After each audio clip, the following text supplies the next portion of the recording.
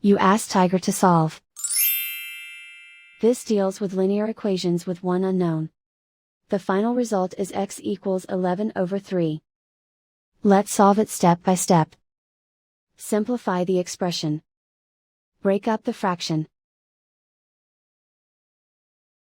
Simplify the fraction.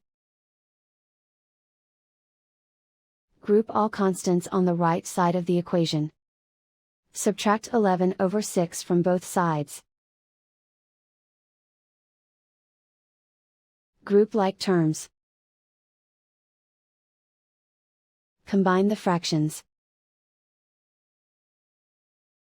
Combine the numerators. Reduce the zero numerator.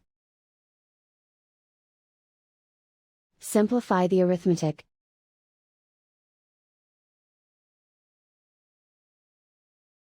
Isolate the x. Multiply both sides by inverse fraction 2 over -1. Group like terms. Multiply the coefficients. Simplify the arithmetic.